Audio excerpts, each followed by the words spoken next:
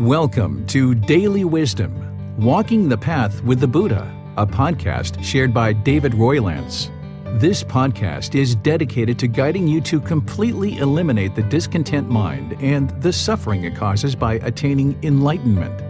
Learn and practice the teachings of Gotama Buddha that will guide you to fully attain a peaceful, calm, serene, and content mind with joy. To support this podcast, visit patreon.com/support Buddha or visit buddhadailywisdom.com, where you will discover a full range of courses, retreats, and online learning resources to assist you on the path to enlightenment. Now, here's our teacher to share more.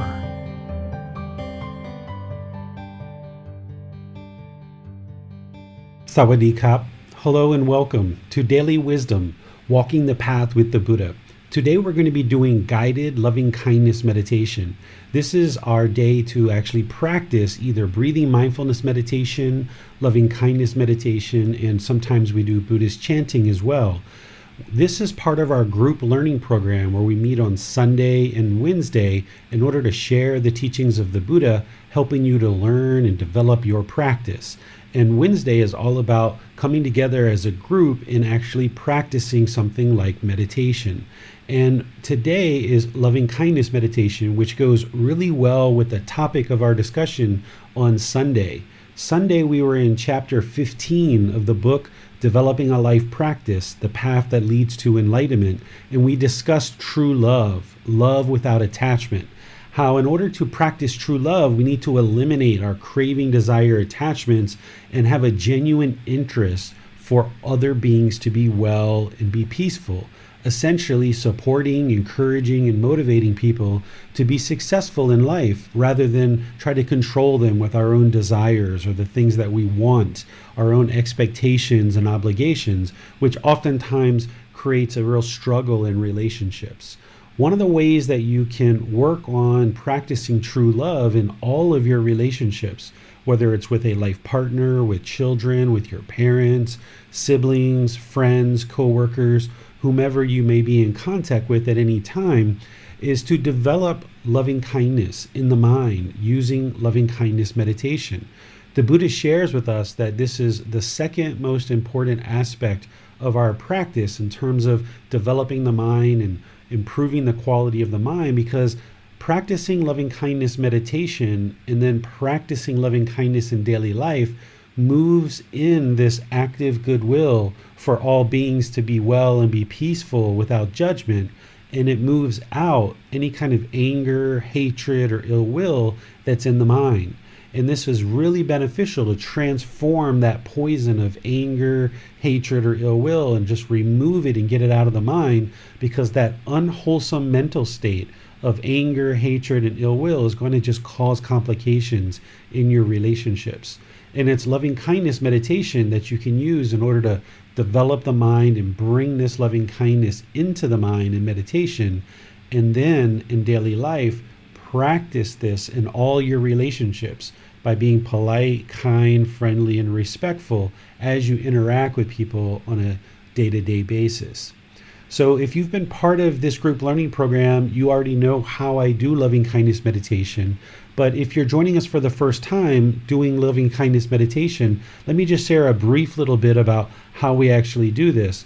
What I'm going to do is just in a moment kind of invite you guys to take a meditation position, and then we're going to start with just some very basic guidance, guiding you into breathing mindfulness meditation.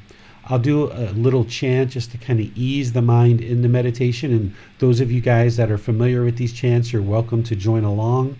And then I'll give you some more guidance on breathing mindfulness meditation right after the chants. We'll do that for some period of time, maybe 5-10 minutes or so, just to kind of clear out the mind, kind of center it on the breath, focus on letting go of any craving, desire, attachment, bringing the mind into the present moment, focus on the breath. Then after that, we will move into loving kindness meditation, where I will say certain affirmations.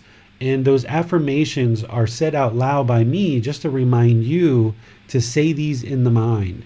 So on your out breath, you will start with, may I be peaceful. And when you say I there, it's meaning this being, whoever this being is, you. Because you need to start with yourself having loving kindness before you can have loving kindness for others. There's that first affirmation that you repeat in the mind on the out breath whenever you get to that point. Then there's going to be another affirmation. May I be safe. And you do that on the out breath. And then it's going to be may I be well on the out breath. And then may I be free of all discontentedness in the suffering that it causes. Essentially, may you attain enlightenment, because someone who's eliminated all discontentedness will be one who's attained enlightenment. So we'll go through that first ring, being yourself. Then we'll move to another ring, probably may we, meaning those of us who have gathered for meditation. And we'll go through those same 4 affirmations. May we be peaceful. May we be safe. May we be well. May we be free of all discontentedness in the suffering it causes. Then we'll make additional rings beyond that until we get to all beings, where we've encompassed all beings in our meditation. After that, we will then move into some more breathing mindfulness meditation on the backside of loving kindness, just to kind of clear the mind out, quiet it, center it, bring it to concentration and tranquility. And then we'll ultimately end the meditation with a chant and open up for any questions that you guys might have. Now, this meditation that I'm guiding you in, it's rings that I'm just creating that are kind of generally applicable to all practitioners who are joining for the meditation. It's not a prayer. It's not you sending loving kindness to somebody else and hoping that they will change. It's you transforming your own mind and cultivating this loving kindness in your mind, so that then when you're around others, you will be able to practice loving kindness. So even though I'm using these generalized phrases that apply to all of us, when you're doing this on your own, you should create rings based on the challenges and the relationships that you have in your life. So you might start with you, it might go to your family, it might go to your friends, your coworkers, it might be people that you're angry at or have resentment for or jealousy towards, and then eventually maybe all beings. Or there might be just one person that you're really having challenges with, and it's your mind that needs to transform. You can't change the other person. All you can do is change your mind. So maybe you do a meditation where it starts with you go to that person, repeating them over and over in multiple phrases, and then you go to all beings. Or maybe you don't even have loving kindness for yourself at this point. And maybe you need to start for a couple of weeks just doing you and doing that 3, 4, 5, 6 times, those multiple rings just being you, and then go to all beings. So your loving kindness meditation, these rings that you create, are going to shift and change based on what's going on in your life. You will have certain people that you need to cultivate loving kindness for. It might take you a couple of weeks or a couple of months. And as you gradually train the mind to let go of any anger, hatred, and ill will towards this individual, then maybe there's other people you need to move into this meditation in order to train the mind to let go and not hold on to any resentment, but instead to be able to practice loving kindness meditation. So while you hear me saying this out loud, normally you wouldn't say it out loud, you just do it inside the mind.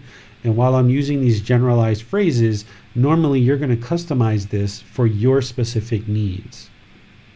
So I'm going to invite you guys to pull up a cushion for meditation, or however you would like to position for meditation. All right, so let's go ahead and get started with meditation by just pulling up a meditation cushion or a chair, however you're going to meditate. Typically, we do loving kindness meditation either in the seated, lying, or standing positions. There's also walking, but we tend to only do breathing mindfulness meditation in that position. Once your lower body is comfortable but not luxurious, nice and stable, bring your hands and arms into your lap with either your right hand on your left with your thumbs together, or put your palms on your thighs or your knees, wherever you need to put those. And then just close the eyes, keeping the upper body nice and erect. Just close the eyes and start breathing in through the nose and out through the nose. Nice, steady, consistent breath. Breathing in and out. Your breath isn't going to necessarily match up with the guidance that I'm giving. This is just a reminder, just to help you remember to breathe in through the nose and out through the nose.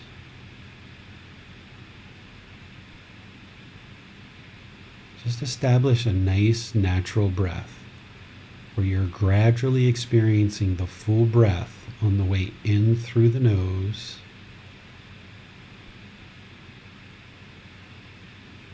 and on the way out, experiencing the full breath.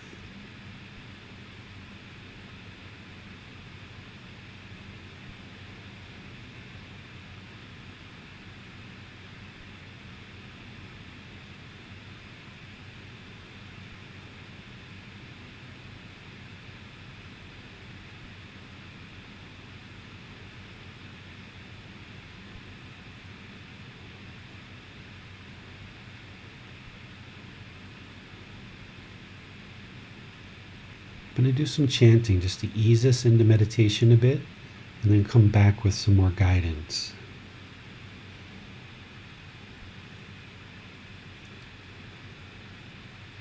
Arahang Samma Sambuddho Bhagava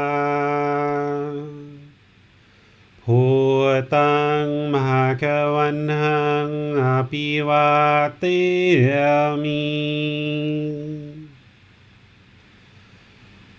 Savakato Bhagavata Tammo Dhammang Namasami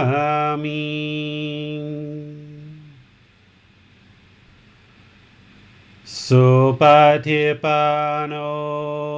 Bhagavato Sāvaka Saṅgho Saṅghang Namami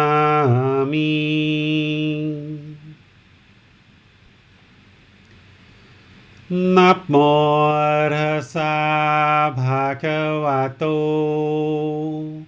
Arahato Samma Sambuddhassa Namo Tassa Bhagavato Arahato Samma Sambuddhassa Namo Tassa Bhagavato Arahato Samma Sambuddhassa Iti piso Bhagava Arahang Samma Sambuddho Vicacaranang Sammuno Sakhato Rokavitu Anutero Purisa Dhamma Sati Satatawa Manusanang Bhuto Bhagavati.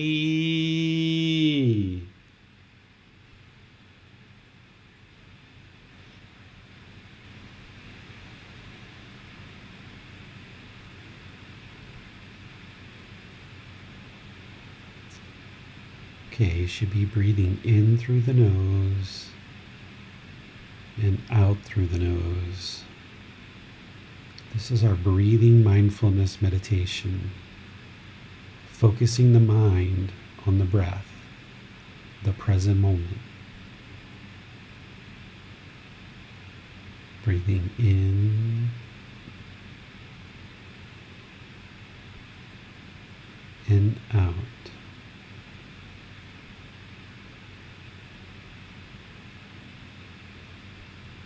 Breathing in and out. As the mind wanders off the breath, wherever you notice that, cut it off and let it go.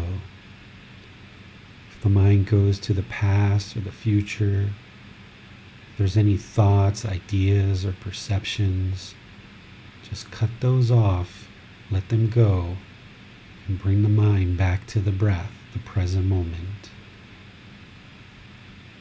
And breathing in and out.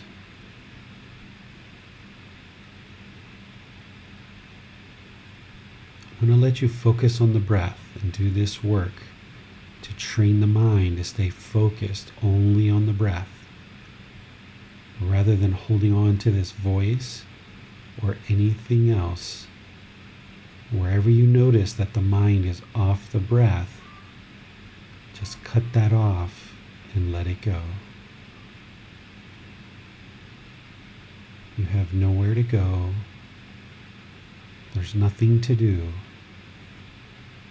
No one needs you right now. Just focus on the breath.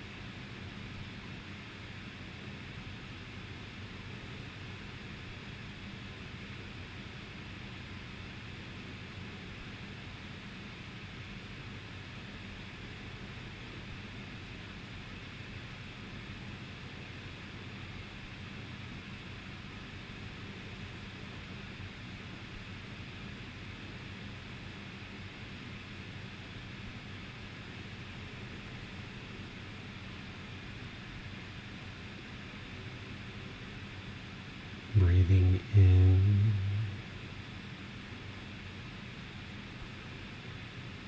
and out. Now we're going to start loving kindness meditation. On the out breath, repeat this affirmation in the mind. May I be peaceful.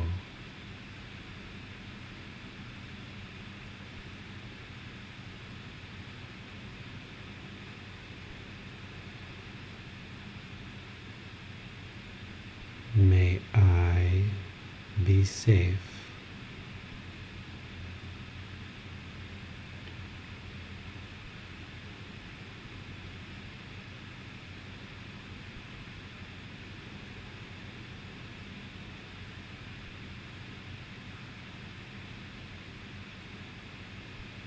May I be well.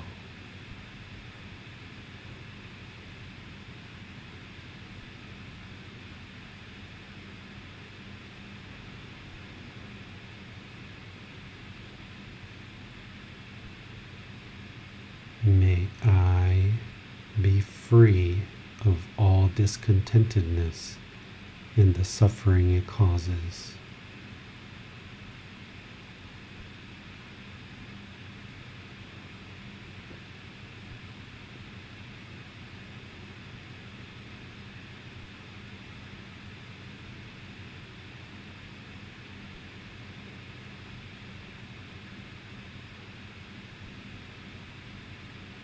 May we be peaceful.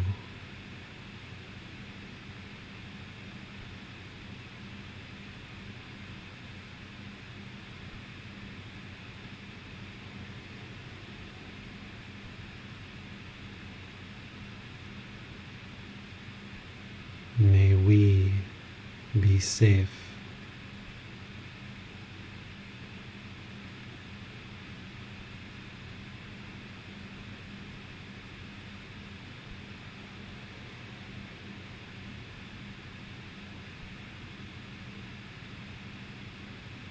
May we be well.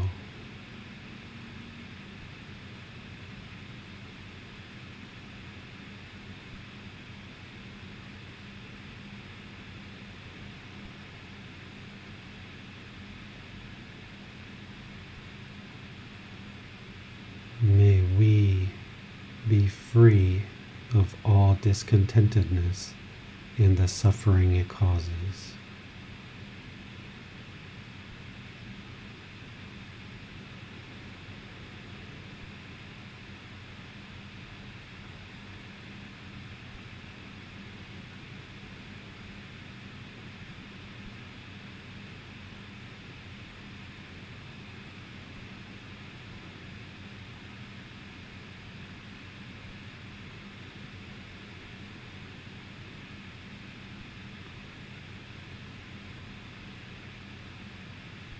May my family and relatives be peaceful.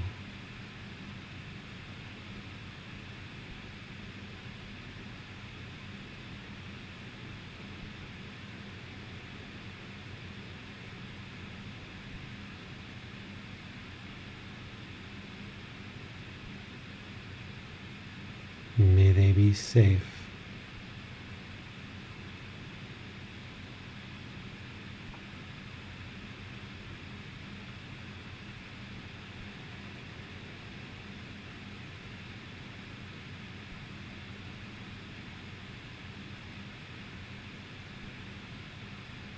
May they be well.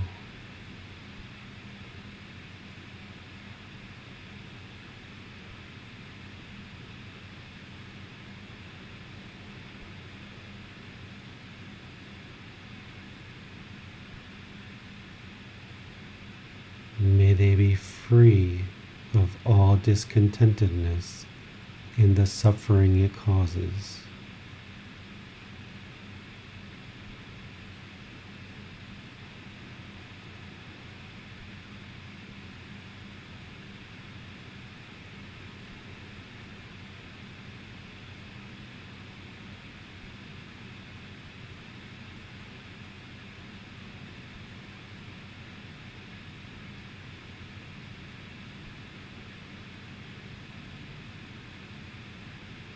May my friends, associates, and co-workers be peaceful.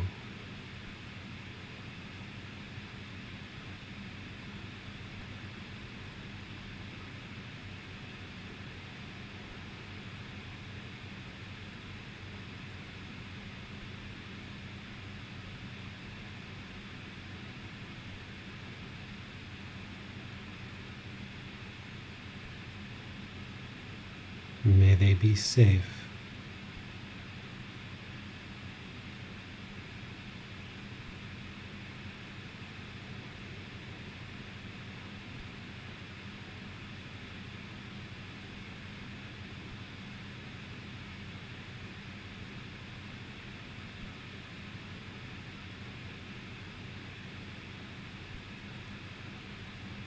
May they be well.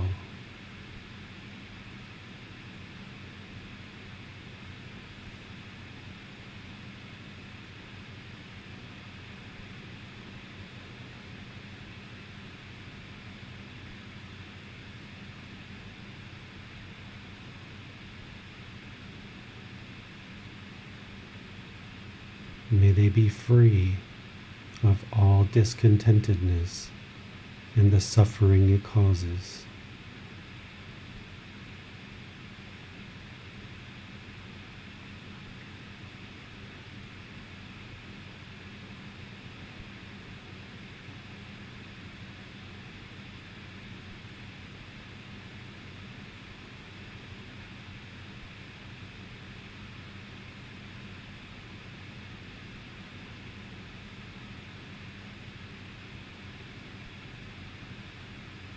May all beings who I will meet in the future be peaceful.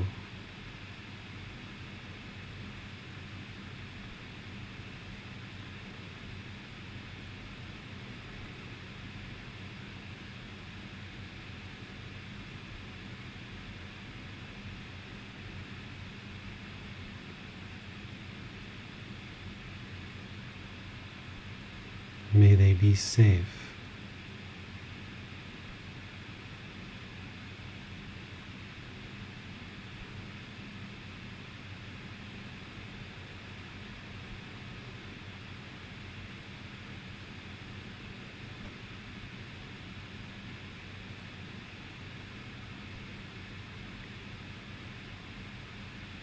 May they be well.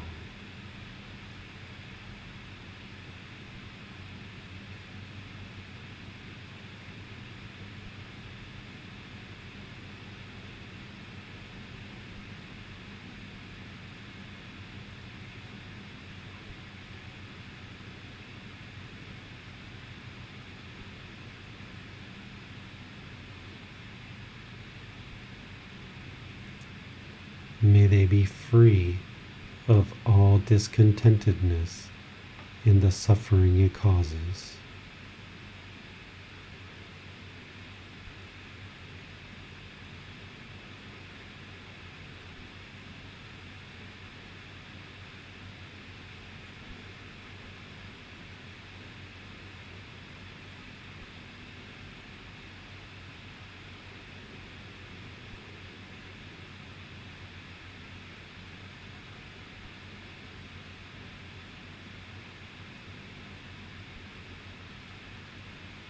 May all beings whom I'll never meet be peaceful.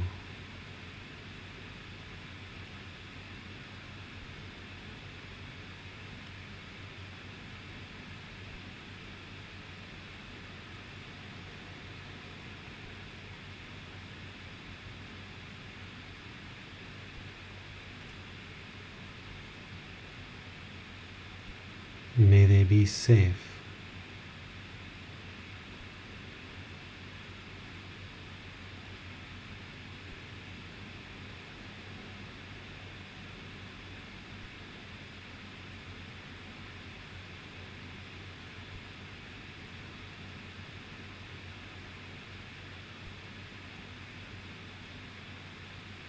May they be well.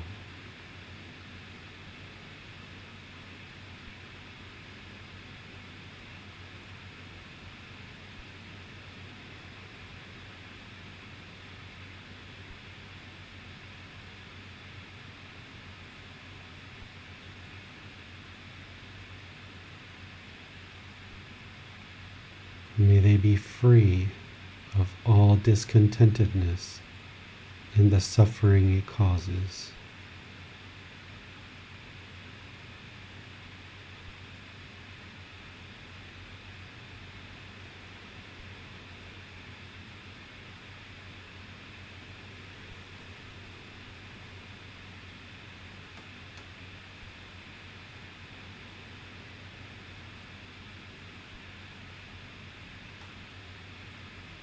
May all beings, no matter where they reside,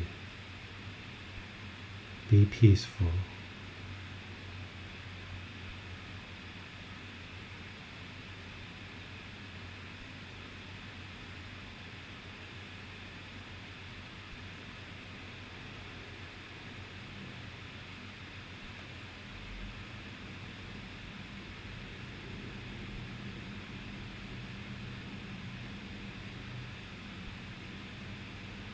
May they be safe.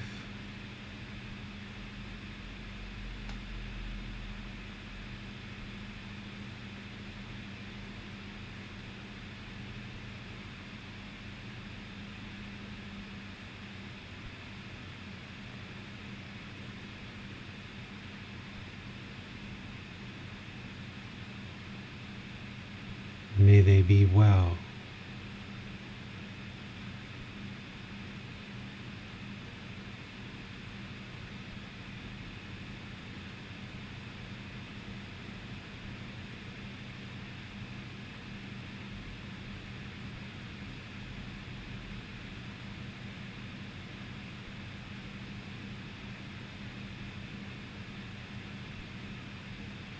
May they be free of all discontentedness and the suffering it causes.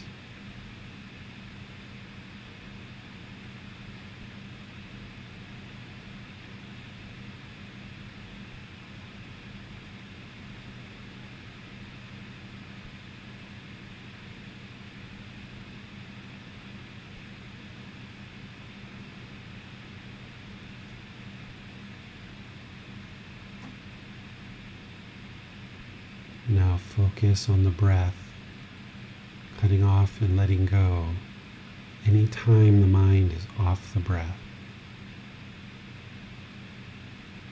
Breathing in and out.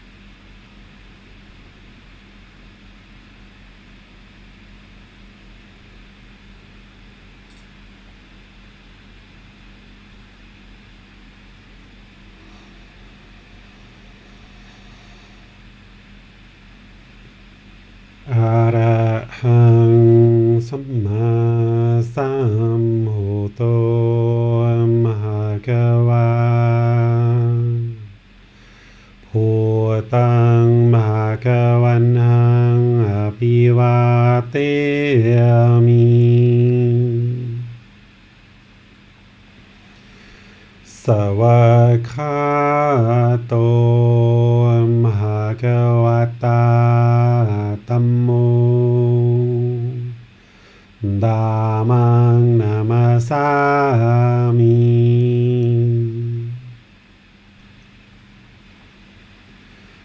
สุปฏิปันโนภะคะวะโตสาวกสังโฆสังฆังนามามิ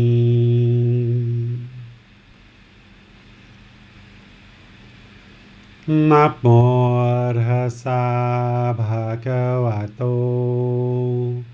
อะระหะโตสัมมาสัมพุทธัสสะ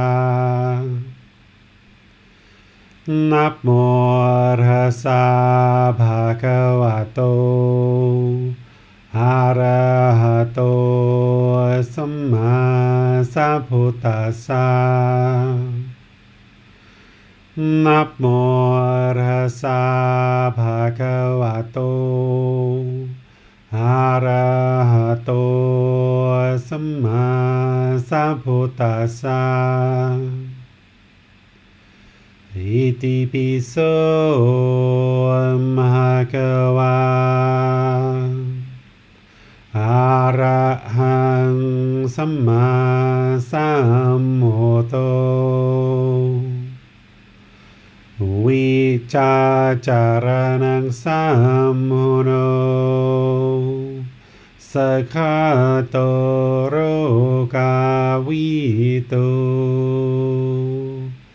อนุเตโรภูริสาธัมมาสติสัตตาตาวามานุสนังพุทโธภควาติ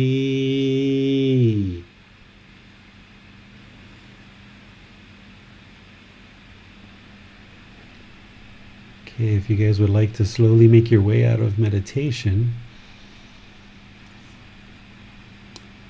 we come together each Wednesday like this to support and encourage each other along the path.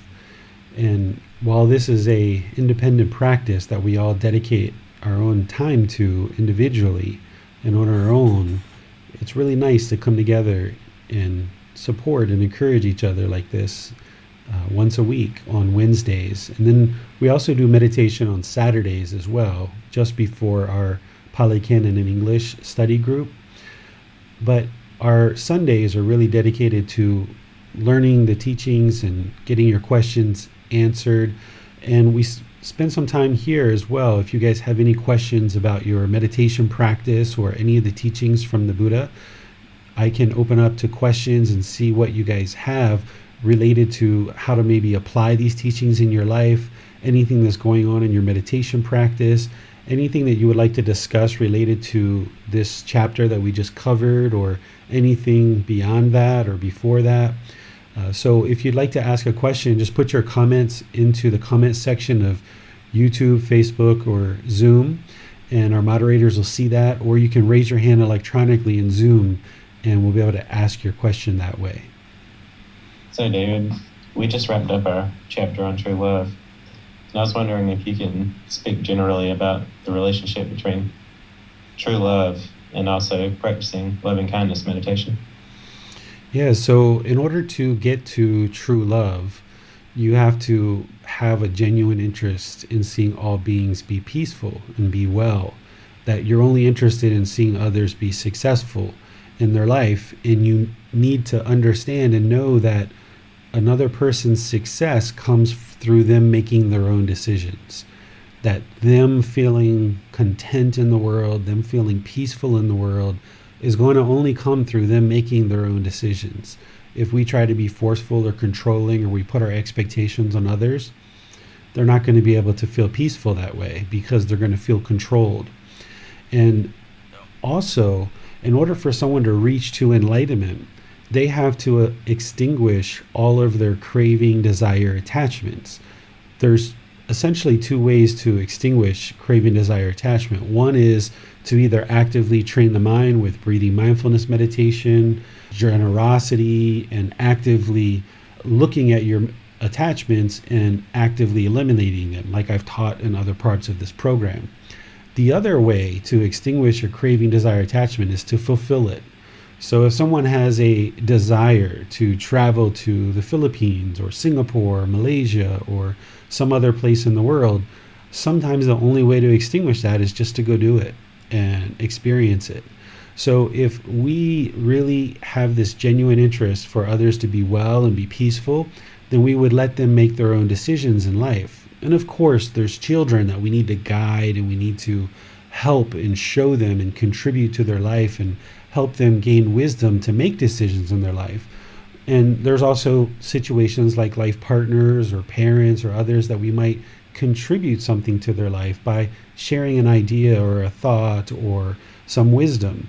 But we can't be attached to that. We can't have an expectation that the other person is going to adopt what it is that we share. So the best way that you can accomplish practicing true love is through generating and developing this genuine interest in seeing others be well, and knowing that them being well is directly related to them being able to make their own decisions, and just you letting go of any craving, desire, attachment.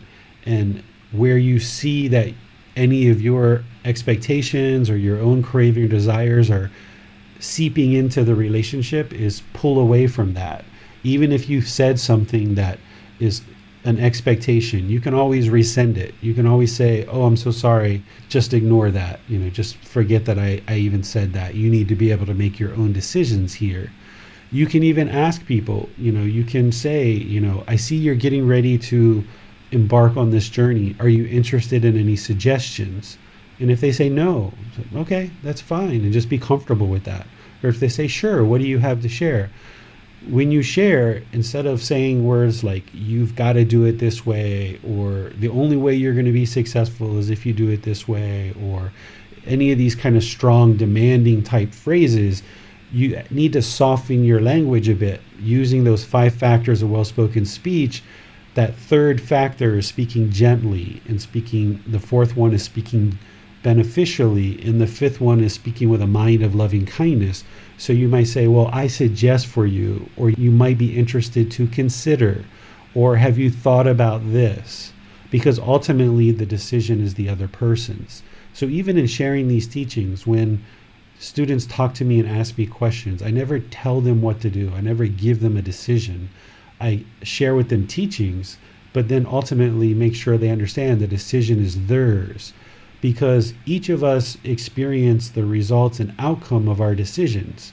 That's our karma, the cause and effect, or action and result. And the only way for a being to be well and be peaceful is to get comfortable with making their own decisions, gaining wisdom, and understanding how to make their own decisions. And then when they make those decisions, see the results from those decisions.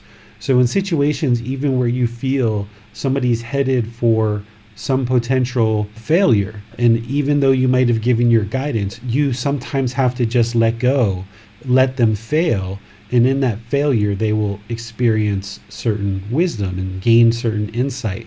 But if you tried to block them and control them because it's headed for a bad situation, then that's just your craving, desire, attachment, and they're going to be resentful towards you for blocking them from doing that.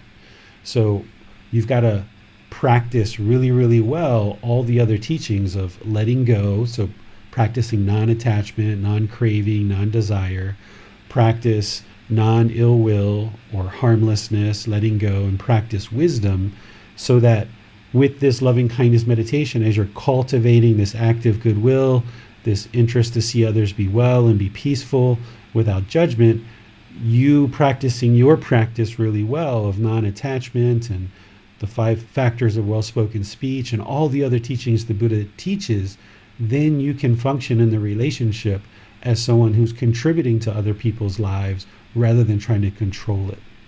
As we develop loving kindness and compassion, is there any danger that that level of compassion can turn into attachment. And are there any tips on avoiding that? Yeah, that's what can happen is the mind will swing back and forth. Is that if the mind's not in the middle on any particular topic, you can cultivate in the mind so much loving kindness or so much compassion, where compassion is concern for the misfortune of others, that oftentimes that's where some of the controlling behavior and some of the expectations that someone puts on somebody in a relationship, where they think they're being loving and kind and compassionate, but in reality, it's their mind craving and desiring and having this attachment, this overabundance of loving kindness and compassion. And it's moving into your own craving and desires because you're now trying to control the person because there's so much interest in seeing them be well and there's so much compassion. And then when you start letting that go, the mind can then swing to the other side where now you feel disinterested, you feel completely detached, you feel like, gosh, what am I supposed to do here? Just let this person, walk into failure, and you can swing to the other side. And that's where you've got to find that sweet spot where you're able to offer suggestions, you're able to offer contributions to people's lives, but then not be attached to the outcome of how it unfolds and whether or not they actually are willing to accept your advice or not. So you can have too much loving kindness and compassion, and that's where it becomes a craving, desire, attachment. And that's why I say that there's no such thing as a wholesome craving, desire, attachment. Even if you're craving, desire, attached to loving kindness or compassion, it's going to lead to discontentedness in the mind. Even if you're having craving, desire, attachment for meditation, and you really want to do meditation so badly, well, when impermanence comes in and you're not able to do meditation for some reason, you're going to have discontentedness because the mind's craving it so bad. So you've got to find that middle and realize that that's the only place the mind's going to be perfectly peaceful, calm, serene, and content with joy. That enlightened mental state is every single topic. You got to dial it into the middle. I suppose it points to the importance of our practice as a whole, in that our meditation can further our practice in daily life. And then as we make wholesome decisions in daily life, this can assist us in our meditation and take our meditation to a better level, essentially. Right. These two things feed off of each other. If somebody was only meditating, that's all they were doing, and then they went out in the world and they had wrong intention, wrong speech, wrong action, the mind's not going to really develop. Or if they just went out in the world trying to have polite speech or, right intention, right speech, right action, and they weren't meditating, then they're only going to have so much success in doing that. Both of these go together, that when you're meditating, it improves the condition of the mind to make it easier for you to practice all the other steps on the Eightfold Path in daily life. And by you practicing all the other steps in daily life on the Eightfold Path, it's going to make the quality of your meditations that much better. So you're essentially soaking these teachings into the mind on a gradual process, and they're just feeding off of each other, making it better and better and better. And this is where you can have really good moods for multiple days. I've seen some posts from some students that have recently mentioned like they've had some really good moods for multiple days in a row. And this is kind of the glimpse of the jhanas, or the glimpse of enlightenment coming through, where you start seeing the light flicker a little bit. And it's like, whoa, like that's what it feels like to be in the middle for 3, 5, 10 days in a row. Wow, that feels quite nice. But then you can't get attached to that either, because as you're moving along, you're only going to get those glimpses for a certain number of days, and then some discontentedness is going to hit you again. So you have to kind of widen that period of time that the mind experiences those good moods and that peacefulness and that calmness, not allowing it to ever be attached to any condition whatsoever. That it's only ever observing discontentedness, and wherever it sees those painful feelings, pleasant feelings, or feelings that are neither painful nor pleasant, you cut them off and let them go and bring the mind to the middle, because you have to see it as dangerous to allow the mind to latch on and get any kind of painful feelings, pleasant feelings, or feelings that are neither painful nor pleasant based on anything at all. So if you're sitting on the sofa and you're noticing boredom coming into the mind, you've got to have that awareness and take action right away. Don't be complacent. Really attend to it, attend to the mind. Or if you're noticing that sadness is coming into the mind, take action right away to move the mind to the middle.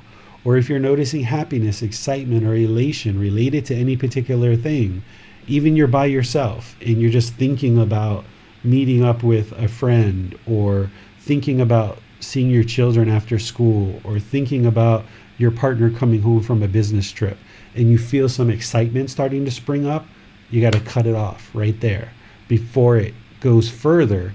And now that's going to be dangerous for the mind if you allow it to continue. So until you're willing to let go of this temporary conditioned happiness, you won't get to the permanent joy that is unconditioned, where the mind is just always joyful all the time. So you have to be willing to let go of that temporary pleasant feelings in order to get to that permanence where the mind is just always joyful. And as we experience those pleasant moods over the course of a few days or a week, is there some value in just accepting that that will eventually, due to impermanence, turn into discontent states, and simply being able to accept that? Do you think that there's value in, even though we're working toward eliminating discontent states while we're experiencing them, just to simply accept them as a part of life? Yeah, just understand that you haven't done anything wrong. There's no shame, there's no guilt, none of that related to when discontentedness comes in. So if you get angry or you get frustrated or you feel boredom coming in, you're not trying to be perfect today. You're trying to build in this practice where over time the mind is gradually trained to get these longer and longer and longer periods of time where the mind is peaceful, calm, serene, and content with joy. So if you're going 5 days or 10 days where everything's completely peaceful and wonderful, don't get attached to that, because there's going to be some discontentedness that comes back. You'll even go sometimes 3 months or 6 months where the mind is completely peaceful, and then boom, something will come in. It won't be very strong. You'll know exactly how to deal with it. It'll be gone in a matter of maybe hours or maybe a few minutes, but something will come in. And you don't have to feel guilty. You don't have to feel shameful. You didn't do anything wrong. It's just that the mind's still holding on to some residual craving, desire, attachments. And at that point where you've gone 3 to 6 months where you haven't experienced any discontentness, you did a lot of work to get to that. So once you experience a little bit of discontentedness, you'll know exactly why that is.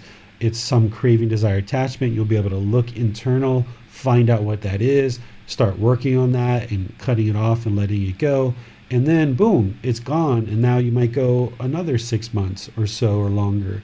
And this is where you know the mind's getting closer and closer to liberation, but you can't get excited in that. You can't take pleasure in the fact that that's occurring, because it's going to hinder your progress.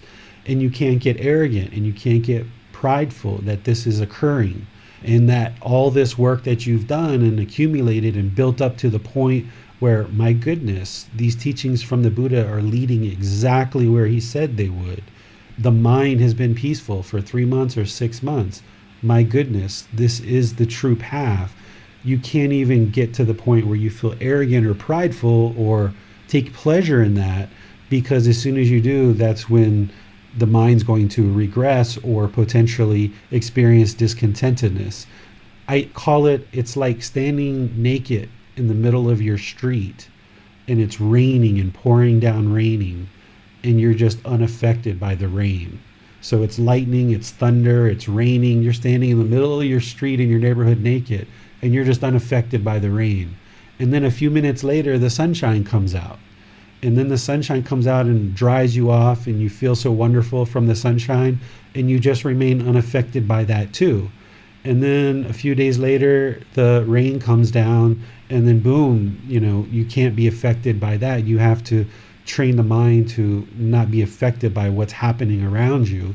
So there's no need to feel guilty or shameful that it's raining. There's no need to feel guilty or shameful that the sun is out. Just instead, don't allow the mind to take pleasure in that or to experience painful feelings because of that. Just remain unaffected by it. And unaffected doesn't mean that you're lackluster or you're indifferent or you just don't care. It means that you just go about your day. I'm just going to remain peaceful, calm, serene, and content with joy, regardless of what's going on around me. Oh, it's sunny out. Okay, great. I'm going to keep being peaceful, calm, serene, and content with joy. Oh, it's raining out. Okay, peaceful, calm, serene, and content with joy. Being unaffected doesn't mean that you're numb. It doesn't mean you're emotionless. It just means that you don't allow your inner feelings to be created based on what's happening around you. It seems that it's oftentimes not so much the unpleasant feelings that lead to discontent as the craving for pleasant feelings while we're experiencing unpleasant feelings that leads to that discontent. It's not so much the rain, as you pointed out, as it is craving for it to be dry, essentially. Would you say that's accurate? Yeah, so the problem, and if you read the Buddhist teachings, he always describes discontentedness as pleasant feelings. He describes that first. Then he describes painful feelings. Then he describes neither painful nor pleasant. I kind of switched the two because I think it's easier to understand this way. But the reason why I think he described it that way is because that's the cycle that the mind goes through. He describes it as, the mind is essentially chasing and longing for pleasant feelings. That's the problem that is creating the discontentedness, is it wants pleasant feelings. And if it gets the objects of its desires, then it experiences that pleasant feelings, which is what it was going for. But that kind of falsely affirms for the mind that it was on the right track, and it falsely thinks that this was a valid pursuit, that yes, I chased this and chased this and chased this and chased it, and I got it, and wow, I feel pleasant feelings. But then the mind doesn't realize a few hours, a few days later, those pleasant feelings wear off, and now you're experiencing painful feelings. It doesn't attribute that the chasing for those pleasant feelings is what actually caused the painful feelings. It doesn't connect the two. And once you study this and you look at it closely, then you see that the real problem is that the mind's chasing pleasant feelings. And by doing that, it's welcoming or inviting in the painful feelings. So it seems counterintuitive to someone who hasn't really had exposure to this path very much that you're cutting off happiness, or you're cutting off excitement, or you're cutting off exhilaration or elation or euphoria or thrill, because that's kind of what the unenlightened mind lives for. But it's not until you cut that back and you see the mind come into the middle, and the painful feelings are being tempered and the pleasant feelings are being tempered, that then there's this joy that blossoms out of the mind that is completely unattached to anything whatsoever, and it just resides there all the time. But you don't see that until you've cut back enough of all of this other stuff before that joy blossoms in the mind. It's like, aha, oh, there's the middle. Wow, that feels nice. And when you first experience that the first few times, your mind might get attached to that wow, that was so joyful. And then as soon as your mind starts craving it, it's gone. And it's like, whoa, what was that? It was like the light came on for a split second and then it was gone. So you've got to get to the point where you're not even craving that joy or that enlightenment. And you can't get discontent that the mind is discontent.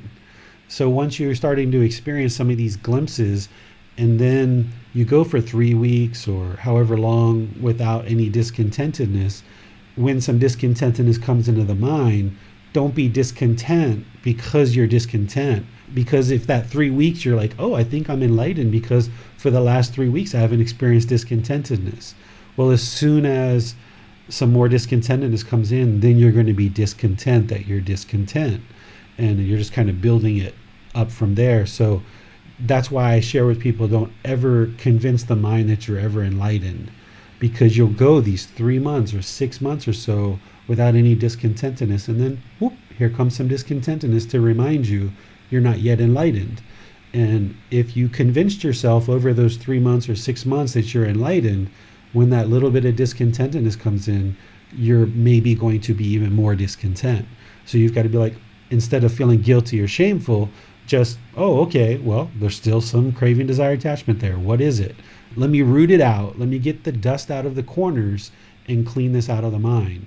I think about this like wringing out a rag. If you have a rag full of water, you want to wring it out and wring it out and wring it out and wring it out some more. And just wherever you see craving, desire, attachment, wherever you see discontentedness as a red light on the dashboard, just root it out of the mind. And that's where having a teacher is helpful, because you can get help and you can get suggestions. Whereas if the ego's there, or if there's conceit or arrogance or pride, and your teacher shares some suggestions with you and you're disrespectful or you push that off, you're not going to see the same progress as if you're completely open and trusting of this relationship. And if a teacher says, yeah, I see some arrogance there, I see some ego, and you take a look at that and you try to understand that, because your teacher is only interested in helping you. They should be. And they're not motivated by anything else other than to help you and support you. And sometimes you're going to hear things from your teacher that you would maybe prefer not to hear if there's ego there. But a teacher should be unaffected and just be interested in helping their students. So occasionally a teacher has to share with a student, hey, I see some ego here. This is something that, you should consider working on. And if the student is wringing out that rag and really looking at all the dust in the corners, then they should be thankful that someone's willing to share their time and effort to help them. Just like if you're in a situation around people that you don't normally spend time with and some discontentedness arises, rather than being angry at the person who you're around and maybe they're saying some hateful things, I always suggest people to flip that around and be thankful that you were around this person and you experienced this. They're like a little T. They're not the big T, not the big teacher, the teacher who you're going to for all the guidance, but they're kind of like a little T, where they've kind of taught you something about your own mind, that when you hear somebody saying something vindictive or racist or judgmental or anything like this, when you hear that, if that's bothering the mind, then there's still craving, desire, attachment there. And that person is kind of like shining a light on it for you. They don't know that they're doing it, but they're doing it. So rather than be angry at the person, just be thankful that you got that opportunity to see that part of your mind that still has some dust in the corners. Thank you, David. We have a question on YouTube from Tricia. She asked, hello, David. We talked about me not really enjoying meditation recently. I said to you that I used to love meditation. You responded that I may have had craving or attachment to meditation. If I enjoy something, does that always equal craving or attachment? Am I not able to enjoy things without it being a craving or attachment? You can enjoy things without it being a craving or attachment. Just because someone's enjoying something doesn't mean that there is a craving, desire, attachment. But if somebody, like in your case, you actually said you loved meditation.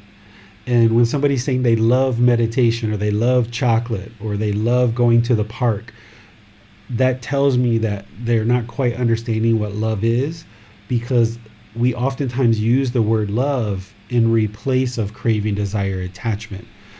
So if someone says they love meditation, if they understand love is a genuine interest in seeing others be well and be peaceful. So you can't actually love meditation. You can enjoy meditation. You can like meditation.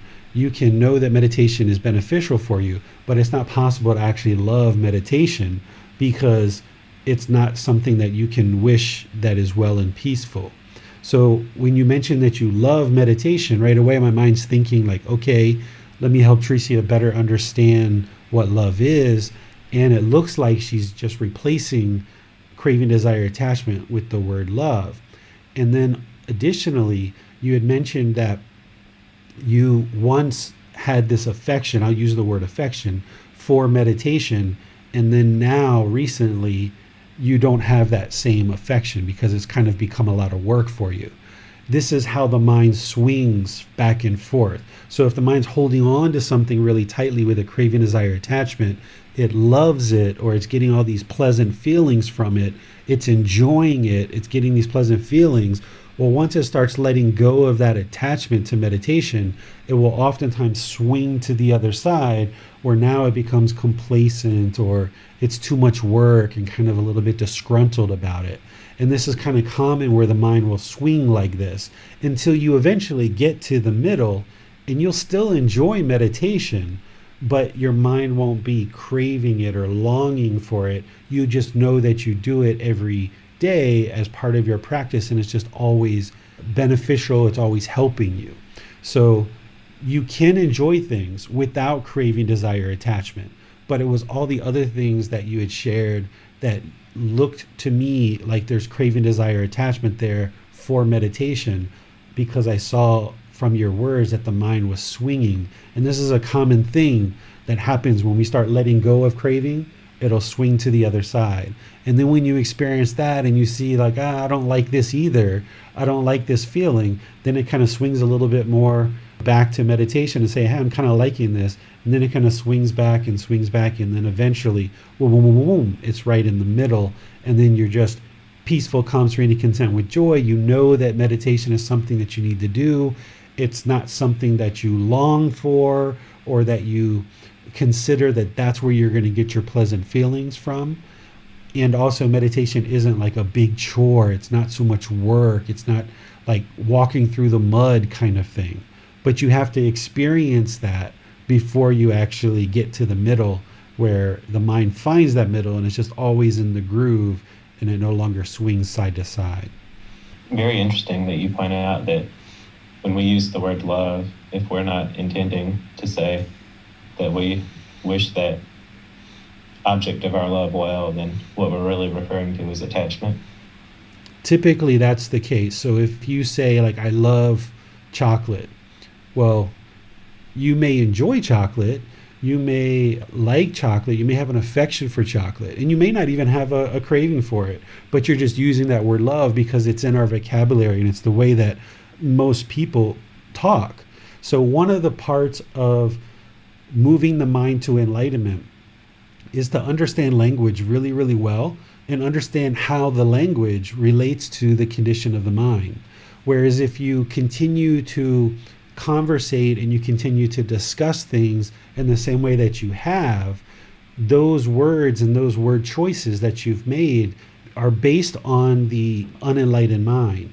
And you're going to continue to experience the results of that because you haven't really refined or examined or investigated how you're truly using language and what that means in the mind.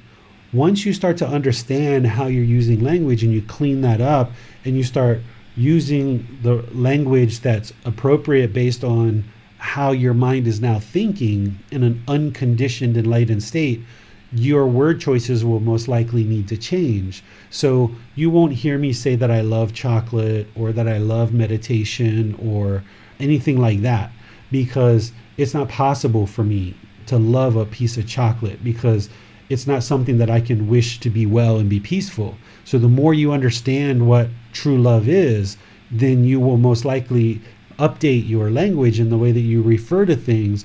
And by you doing that, it will actually change the way that the mind thinks and the way that the mind interacts in the world. And the same thing like I was talking about on Sunday, you will most likely stop using the word want. I want a piece of chocolate, or I want to meditate. This word want is essentially longing with a strong eagerness. It's craving, desire, attachment. So you won't hear me say like, I want to go to the store, or I want you to do this, or I want to have a class.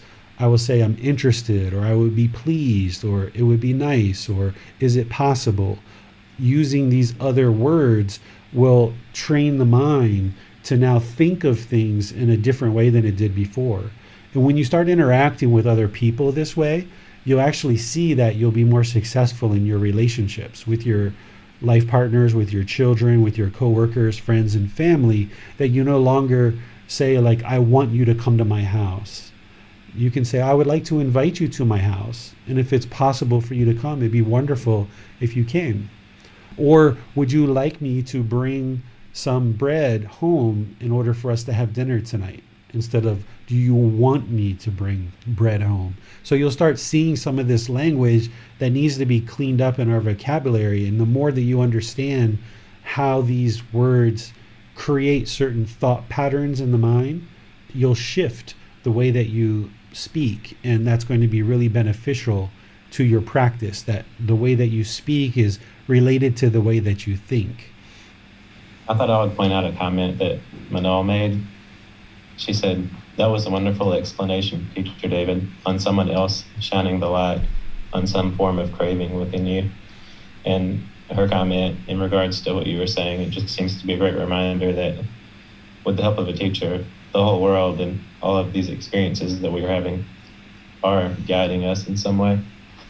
Yeah, absolutely. You know, I have always thought of it that way. So when I had a divorce with my first wife, I wasn't angry or vindictive with her. I actually really appreciated her because she showed me certain things about my own life and the way that I was doing things that helped me to improve. She didn't actively tell me these things, but she gave me a way to reflect on, you know, what I was doing in the relationship. And then girlfriends after that I had, I would always end a relationship with a significant other like that, thinking that I really appreciated the time that we had together, and that while this relationship didn't work, it surely shined a light on something that I could improve. And in that way, I could leave the relationship appreciative and with gratitude rather than any kind of resentment or vindictiveness, because this person was like a little tea to me. Or if you go outside and someone cuts you off in traffic and you get really angry from that, right away, you can be appreciative that this person did that, because had that not have happened, you wouldn't know that you have that craving, desire, attachment that's in the mind, and therefore you're going to live with it for however many more years. And that's going to delay your enlightenment longer. So if you have a death in the family, if you have breakups in relationships, if your children are doing things and you lose your patience as a result of that, they're like a little tea. They're like a little teacher for you. And they don't need to know it. You don't need to tell them. But by you reflecting and being open to all the experiences you're having around you and how that can benefit you, then you internally can do the work. And that's where, if you need to reach out to your teacher and get some insight about what's happening and make sure you've learned everything you need to learn, that's beneficial. It's one thing to go through certain experiences and having discontentedness and not learning what you need to learn, and then that discontentedness just keeps repeating in a cycle over and over again. But it's another thing is if each one of these experiences you have with discontentedness, if you're like, okay, I'm not interested in having this discontentedness again, let me make sure I learn everything I need to learn about this situation and what caused this discontentedness in my mind so that I never need to experience it again. In this way, you're not just tromping through life, experiencing discontentedness and not really caring, kind of throwing caution to the wind.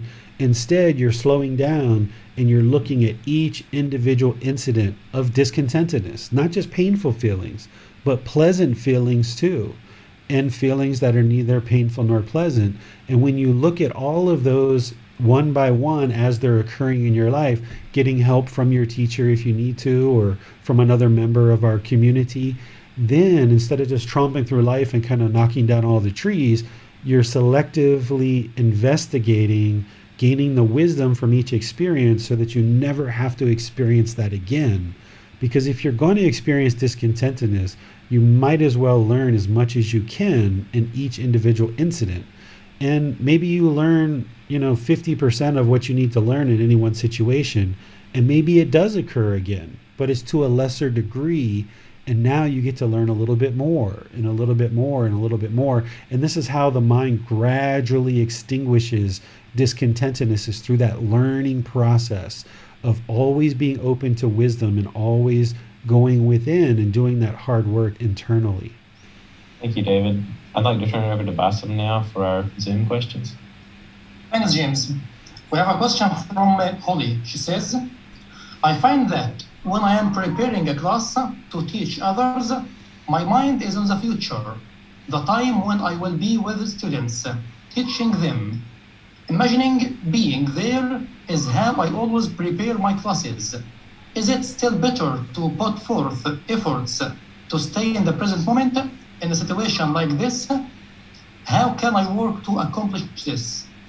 Yeah, there's no harm in thinking about like this and kind of planning and preparing for a class. And you're consciously sitting down, you're consciously thinking forward about what it is you're going to teach and how you're going to teach it. That's still being in the present moment, because in that present moment, you're thinking about something you need to do in the future and you're planning that out and you're thinking in your mind, what's the best way to have this happen? The problem would come in is if you do all that envisioning and you do all that planning, then when you're actually in the moment, your mind is so attached to it being done that way that when it doesn't happen that way, then there's discontentedness. So that's the difference. So if you're going to sit down and plan and think about what you're going to teach in the future, that's wise. That's preparing. That's ensuring that you're prepared for this class.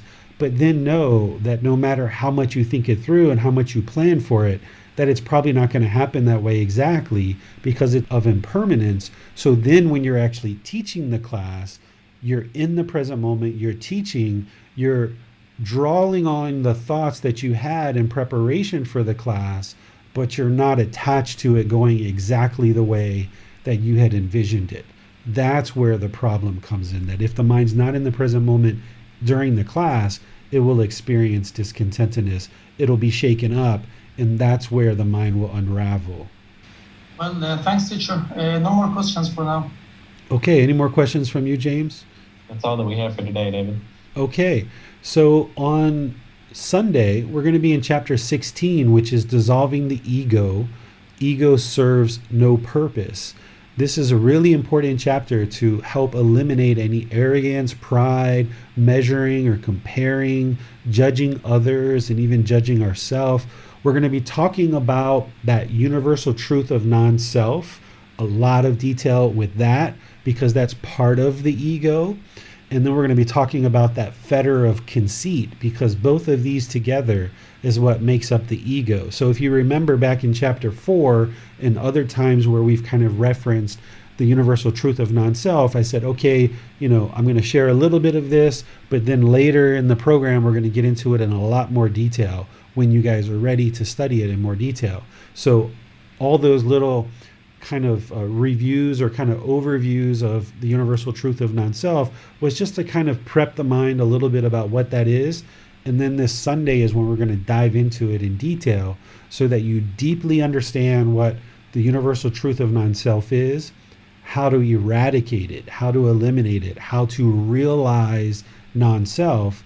And then we're also going to be talking about conceit and talking about how to eliminate and eradicate that with actual practices.